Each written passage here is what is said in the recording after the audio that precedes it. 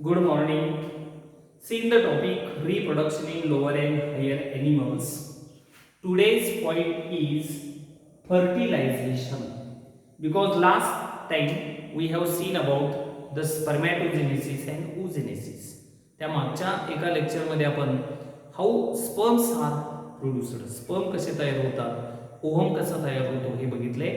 आता दोन्हीचं फ्युजन होतं म्हणजे काय हे याच्यामध्ये बघायचं आहे. So let us see about the fertilization or syngamy. It is the process of fusion of haploid male gamete with the haploid female gamete to form the diploid zygote that is called as fertilization. ज्या process मध्ये haploid mail gamete आणि haploid female gamete fuse होऊन zygote तयार होतो त्याला fertilisation असं म्हणतात or syngamy. In human the fertilization is internal as it takes place in the ampulla of the fallopian tube. fallopian tube च्या ampulla region मध्ये हे घडतं म्हणून ह्याला इंटरनल फर्टिलायझेशन असं म्हणतात. आता हे कसं घडतं बघूया याच्यामध्ये. The mechanism. First step, movement of sperm towards egg. स्पर्मची एगच्या दिशेनं होणारी movement. So here it involves. आता पहिल्या टप्प्यामध्ये आपल्याला काय बघायचं आहे बघा. Movement of sperm towards egg, ही मूवमेंट कशी होते वगैरे. It involves capacitation of sperms reaching the vagina. व्हजायनामध्ये पोहोचलेले जे स्पर्म्स आहेत दे अंडरगोज कॅपॅसिटेशन. कॅपॅसिटेशन म्हणजे काय. It is the functional maturation of spermatozoa. जो स्पर्मॅटोझोआ तयार झालाय तो फंक्शनल मॅच्युअर होतो त्याला कॅपॅसिटेशन असं म्हणतात. Out of total sperms 50% sperms are demotilized, broken और डिस्ट्रॉयड. टोटल एकूण जे स्पर्म्स आहेत त्याच्यातले 50% डिमोटलाइज होतात म्हणजे त्यांची हालचाल कमी होणे, डिमोटलायझेशन, किंवा ब्रोकन होतात किंवा डिस्ट्रॉयड होतात आणि राहिलेले and remaining undergoes maturation. Okay. It requires 5 to 6 hours. 5 ते 6 हे कॅपॅसिटेशनसाठी किंवा मॅच्युरेशनसाठी जातात. Then acrosome membrane becomes thin. Acrosome जे आहे स्पर्मच्या वरच्या इथं टोकाला जे ॲक्रोसोम असतं it becomes thin so that calcium ion enters inside. त्याच्यामध्ये कॅल्शियम आयन जातात and their tail begins to show rapid movement. स्पर्मची जी टेल आहे ही हिची मुवमेंट वेगानं होते. It shows whiplash movement. Sperms becomes extra active, आणखी ऍक्टिव्ह होतात and begin to move upward towards the uterus or ओव्हिडक्ट. व्हजायनामध्ये असलेले स्पर्म्स हे वरच्या दिशेनं जायला सुरुवात होते. The prostaglandin it also activate the sperms. त्या सेमिनल फ्लुइडमध्ये असणारं प्रोस्टॅग्लॅंडिन हे स्पर्मला ऍक्टिव्हेट करतं. The sperm swim at an average rate of 1.3 to 3 millimetre per minute. एका मिनिटाला 1.3 ते 3 mm एवढ्या वेगानं हे स्पर्म पुढं जातात. Then after capacitation the sperm may reach the ampulla within 5 minutes. Capacitation झाल्यानंतर मग 5 मिनिटात हे स्पर्म्स एम्प्युला पर्यंत जातात. कळलं का? After capacitation the sperm may reach the ampulla within 5 minutes. The sperm can remain viable for 24 to 48 hours. हे sperm किती काळ जिवंत राहतात, व्हायबल राहतात तर 24 ते 48 तास ते व्हायबल राहतात आणि ovum remain viable for about 24 hours. अशा पद्धतीनं there is a movement of sperm towards egg. अशा पद्धतीनं ह्या स्पर्मची एगच्या दिशेनं मुवमेंट होते. हे एग कुठं असतं. It is in the ampullar region of the oviduct. आता दुसऱ्या टप्प्यामध्ये entry sperm into the egg. आता हा जो स्पर्म आहे त्याची एग मध्ये एंट्री कशी होते आपल्याला बघायचं. So out of 200 to 400 millions of sperms, only few hundred sperm may reach the ampulla. एका इजेक्शन मध्ये किंवा इजॅक्युलेशन मध्ये जवळजवळ 200 ते 400 दशलक्ष एवढे स्पर्म्स असतात. त्याच्यापैकी ओनली फ्यू हंड्रेड, थोडे, दे मे रीच द एम्प्युला, थोडेसे एम्प्युला रिजन मध्ये पोहोचतात. But only one sperm fertilize the ovum, पण त्यातला एकच स्पर्म ओव्हमला फर्टिलाइज करू शकतो.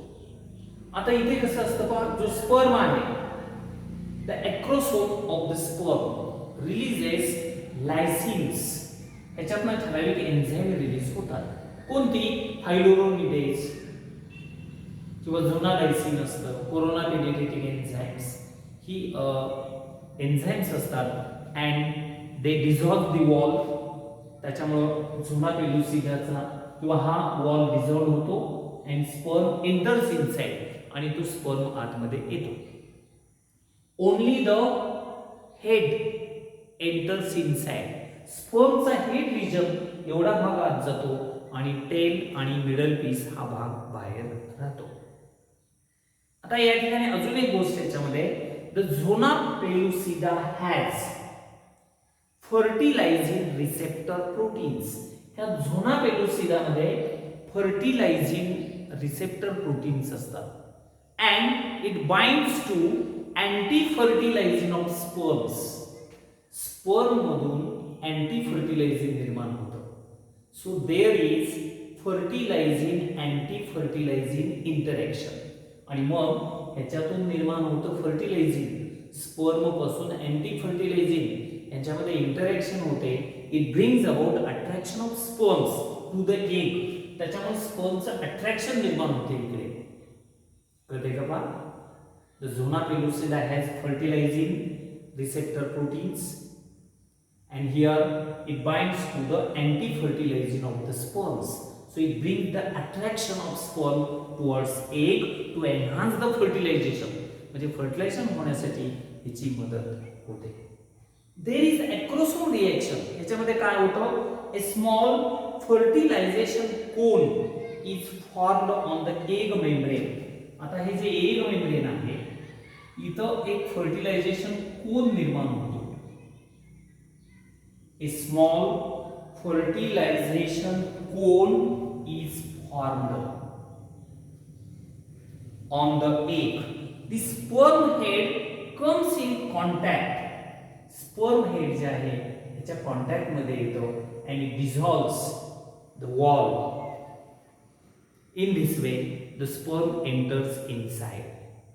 As soon as the sperm enters inside, immediately this vitelline membrane, हे जे vitelline membrane आहे, it converts into fertilization membrane. जेव्हा स्पर्म हा आत येतो तेव्हा लागलीच त्या vitelline membrane चं रूपांतर fertilization membrane मध्ये होतं and it avoids the entry of another sperms. मग दुसरे स्पर्म पुन्हा आत येऊ शकत नाही. It avoids polyembryony. कळतंय का? अशा पद्धतीनं हा दुसरा मुद्दा आहे, entry of sperm into the egg. हे स्पर्म कशा पद्धतीनं आत जातात, हा मुद्दा एवढा लक्षात ठेवा. एक तरी गोष्ट लक्षात आली का याच्यामध्ये बघा, स्पर्म जे आहे त्याच्यापासून लायसिन एन्झाईम्स निर्माण होतात. ह्या लायसिन एन्झाईममुळे हा कोरोना रेडियाचा वॉल डिझॉल्व होतो आणि मग इथं एक असं फर्टिलायझेशनचा कोन निर्माण झाल्यामुळं हे आत येतं. ओनली द स्पर्म हेड, स्पर्मचं जे हेड आहे along with the nucleus, it comes inside आणि बाकीचा भाग बाहेर राहतो. अशा प्रकारे या स्पर्म न्यूक्लियसची एंट्री आत झाली. आता पुढे ऍक्टिव्हेशन ऑफ ओव्हम, ओव्हमचं ऍक्टिव्हेशन होणे तिसरी स्टेप आहे. याच्यामध्ये बघा, after the sperm penetrate the secondary oocyte, हा स्पर्म आता सेकंडरी oocyte मध्ये आला. The oocyte completes meiosis second. जेव्हा स्पर्म ओव्हम मध्ये येतो तेव्हा त्याचं मियोसिस सेकंड कंप्लीट होतं, forming the ovum and second polar body. याला ऍक्टिव्हेशन असं म्हणतात. आता हा ओव्हम झाला, याच्या आधी आपल्याला सेकंडरी oocyte आपण याला म्हणतो. So after the sperm penetrate the secondary oocyte, the oocyte complete the meiosis second and forming the ovum and second polar body. Second polar body तयार होते आणि सेकंडरी ओसाइडचं रूपांतर ओव्हम मध्ये होतं. Then sperm and ovum nuclei swell. आता इथं दुसऱ्या फिगर मध्ये बघा स्पर्म न्यूक्लियस, हा स्पर्म न्यूक्लियस आहे, हा ओव्हम न्यूक्लियस आहे. They swell forming the pronuclei. ते फुगतात, मोठे होतात आणि त्याचं प्रोन्यूक्लियस मध्ये रूपांतर होतं.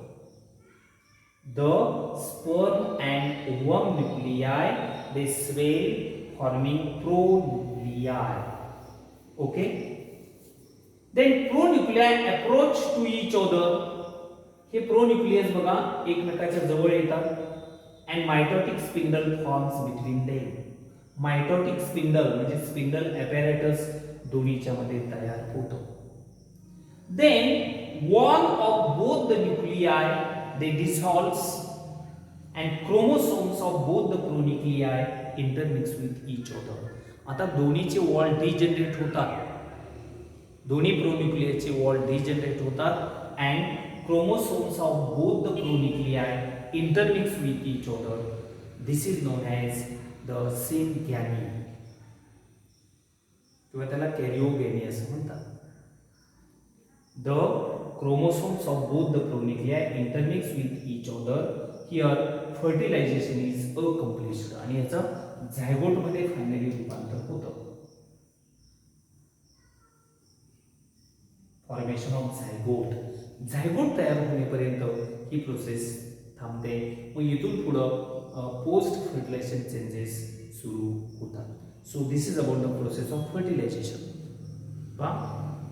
Movement of sperm towards egg, entry of sperm into the egg and activation of ovum आणि finally the mixing of chromosomes of both the nuclei to form the zygote. या प्रोसेसला फर्टिलायझेशन किंवा सिंगॅमी असं म्हणतात. ओके.